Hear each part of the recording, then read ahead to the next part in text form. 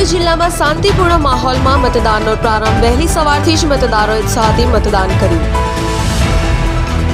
વહેલી સવારથી જ લોકોની લાંબી કતારો, નાગરિકોમાં મતદાન કરવાનો ઉત્સાહ જોવા મળ્યો। મતદાન મથકો પર મતદારો માટે પાણી, છાંયડો સહિત મેડિકલની વ્યવસ્થા કરાઈ।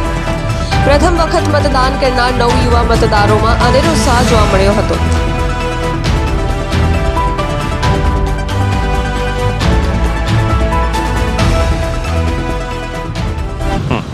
હું છું વિવેક ઠક્કર।